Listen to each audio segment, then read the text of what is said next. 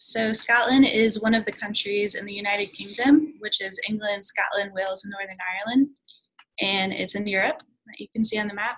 Now, Scotland is about the same size as South Carolina. It's actually a little bit smaller in terms of square miles, but it only has one land border with England, and it's by the Atlantic Ocean and the North Sea. So that's where it is on a map. So Scotland's history is very important to the type of landmarks we find in Scotland. So I'm going to talk a little bit about their history. So a long time ago, Scotland was a very different place, and there were 4 tribes in Scotland. The circled part on the map shows where Scotland is, the bottom part's England, and to the side is Ireland. So these 4 tribes in Scotland were the Picts, the Scots, the Angles, and the Britons. So there we have Scotland and Britain in Europe, and the Angles actually came from Germany, and the Scots came from Ireland. So they weren't from like Scotland originally, but eventually the Picts and the Scots unified. So then they formed their own place. They formed Scotland. But the Scots who invaded, they weren't the only people who tried to invade. You also had Vikings coming to Scotland from Norway. So a major theme in Scotland's history, you can see, is that there were many fights about who owned the land. Because there were the 4 tribes fighting at first, and then later you even had the Vikings coming and fighting about land. And even after the Picts and the Scots united, there was still a lot of fighting, especially with England. So does anybody know who this is? And you can go ahead and put it in the chat. Or any guesses? It's from a movie, so not actually him. They're thinking. William Wallace, Braveheart. Good, William Wallace. Braveheart. Yeah. William Wallace. Yeah, this is in the movie Braveheart, and then this is William Wallace. So he was a famous freedom fighter for Scotland because there was a king called Edward I who told Scotland that it wasn't its own country and that it was just a part of England. So the Scottish people didn't like this very much. And William Wallace is one of the most famous freedom fighters who was fighting against the English for Scotland's independence. Yeah, and a fun fact is that he wouldn't have actually worn blue face paint, the real historical figure of William Wallace. And the reason they gave him the blue face paint in the movie is because that's a tradition that the Picts had, so one of the 4 tribes. Oh, and that's Scotland's flag. So Scotland has a lot of prehistoric sites too. So this was even before any of the history that I talked about. So Skara Brae on Orkney Island, this is very old.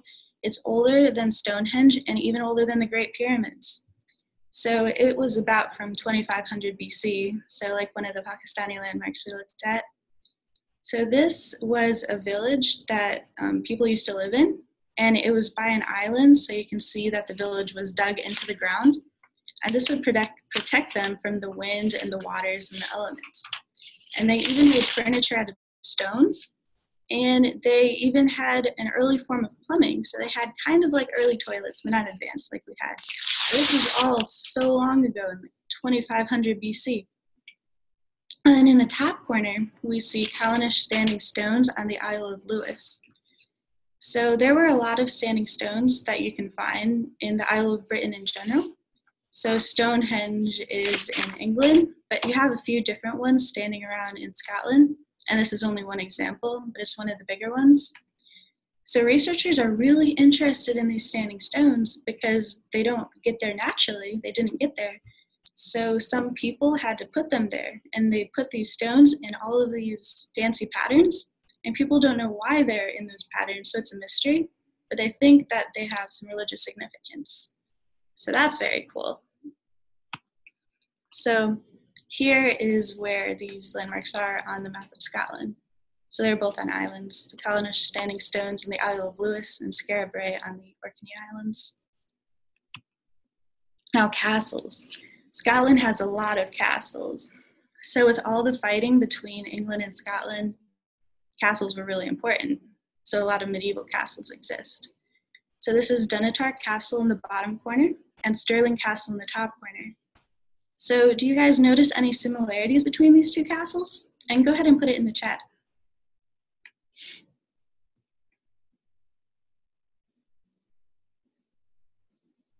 On a cliff. Yeah, on a cliff. They're both on a hill. Yeah, they're both on a hill.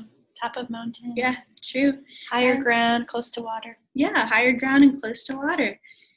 So the important thing with castles wasn't for it to look pretty, like a Disney castle or a princess castle. It was important that they were strong, and then that there were strongholds and that they could be used for the people to defend their land. So when they were up high, the people could look all around and they could see all around them and see if any enemies were going to come and try to attack them and try to take their land.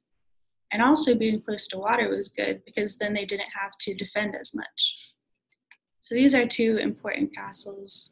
Stirling Castle now has some events that people go to, but Denacart Castle is mostly ruins, but people still go see it because it's very cool looking. Here's another castle. This is Edinburgh Castle, and you can see it's also up on a hill, so that would also give it a strategic advantage. And Edinburgh is the capital of Scotland, so a lot of people go and see this castle. So now it acts as a museum, and it even houses Scotland's crown jewels and the famous Stone of Scone. So the Stone of Scone is really cool because in history, the Scottish kings, it would be used for coronations. So when they were crowned king, they would sit on the stone. But then when England and Scotland were fighting later, the English took the Stone of Scone and then they used it in their own coronation ceremonies. But in 1996, so that was when I was born, but they returned it to the Scottish and they kept it in Edinburgh. But the English might still use it in future coronation ceremonies. The last time it was used was to crown Queen Elizabeth II, the current Queen of England, Queen. And it's also called Jacob's Pillow Stone, which is a cool part of how religion and history intersect. So the Jacob they're talking about is from the Bible story where Jacob falls asleep and lies his head on a pillow, and then he has a vision of the stairway to heaven. So the tradition is that they say this stone was the pillow that Jacob laid his head on. So that's a cool part of religion and history. Now, with all of the castles and all of the fighting over land, you get a lot of ruins also. So here's Arkart Castle, and the English destroyed a part of this castle to prevent the Scottish Jacobites from using it as a stronghold against them. So around William Wallace's time, when there were a lot of Scottish fighting against the English for independence, the Scottish would have this castle, but then the English would take it, and the Scottish would take it back, and it went back and forth a lot. And then eventually the English just destroyed it, so the Scottish couldn't get it back. And the water you see in the background of this, because it's also by water, because that's strategic. So the water in the background is Loch Ness. So if you've ever heard of the Loch Ness Monster, that's where they say she's from. And then this is a famous tourist destination that really helps the economy. I'm actually wearing a necklace that I got from like there, right across from where that picture was taken. These are my pictures because I was a tourist who went to see Arkart Castle. So here are some more ruins. This is St. Andrew Castle. So this was also destroyed and built and rebuilt many times as it went back and forth between the Scottish and the English. So that's another theme from Scotland and England fighting. And right down the street from St. Andrew Castle, you get St. Andrew Cathedral. So this is also in ruins, but this wasn't destroyed because of fighting. This one was destroyed because, well, it wasn't destroyed. So after the Protestant Reformation, it was just left, and then because they weren't taking care of it anymore, one of the towers fell down, and then the people used the stones for building other buildings, but then eventually the government decided to protect it so that people can go see it. So St. Andrew Cathedral was the biggest cathedral in Scotland, and it also kind of plays into the theme of history and religion, because when the English and the Scottish were fighting and the English were claiming that Scotland was just a part of England, the Scottish wrote a letter to the Pope, and then they were like, hey, we're our own country, we're not part of England. Because if the Pope would recognize that they were their own country, then so would the rest of the world, because that was kind of the time period where religion and history were very intersected. So this was later the Archdiocese of Scotland, and it also was said to have the relics of St. Andrew, who was the brother of Simon Peter. So many pilgrims would come here. So this was a major landmark in history, and the ruins still draw tourists. Okay, so now in yellow, I added the castles and the ruins we just talked about. So do you notice a pattern about where on the map these castles are? And then you can go ahead and put it in the chat.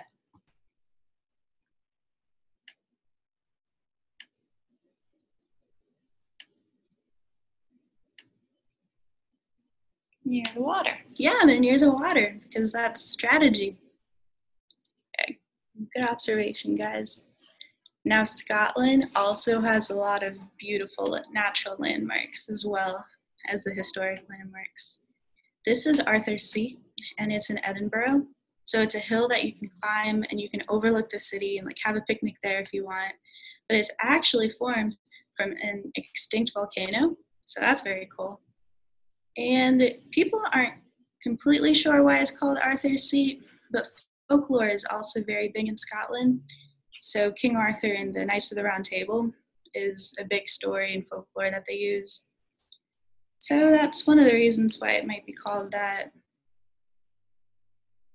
So yeah, some people are also saying that that may have been like a location of Camelot, but that's just kind of a legend because in folklore, reality and legends really intermingle a lot, and it's pretty cool.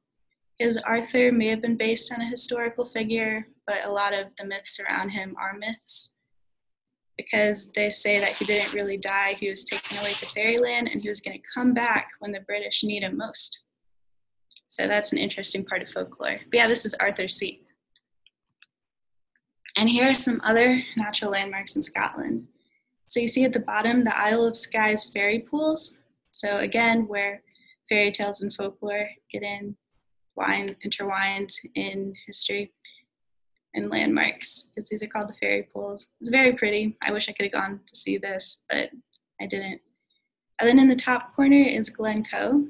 So this is a very pretty valley, and this is where a lot of the fighting between the English and the Scottish took place during the Wars of Independence. And then the bottom is Bingall's Cave, because they also have many sea caves and a lot of water. So I added in white the natural landmarks. So they're all over the place. Scotland's really pretty. So now some questions. So which Scottish landmark was your favorite, guys? And go ahead and put it in the chat.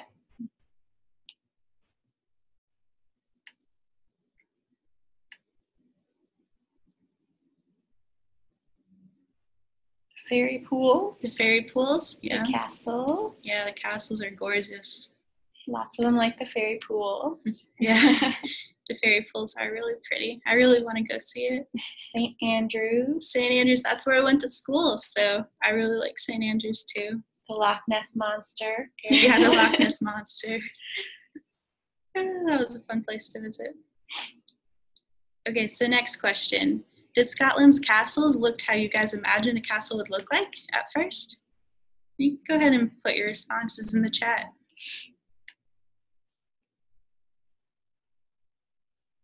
Mostly said yes, one no. Yeah. Some said they looked like castles in England. Yeah, they do. Kind of like castles from England. Yeah. I know growing up, I used to think of castles like the Disney castle and like towers and white and stuff. So it was interesting to see what actual medieval castles looked like for me. All right, so here's a more challenging one. So keeping Scottish history in mind, so a lot of fighting, why do you think Scotland has so many castles? And then some other question, was Neverland and Peter Pan modeled after Scotland? Actually, okay, so it was Neverland and Peter Pan modeled after Scotland. Actually, the author of Peter Pan, I think, was Scottish, and I think he wrote it in a park in Scotland. So it probably had some influence. Yeah. Oh, it was needed. So we've got For the last question, defense and offense, survival, protection. Yeah, defense, survival, protection. Those are all good. Yeah, they like to have castles probably to defend their land. Yeah, good job.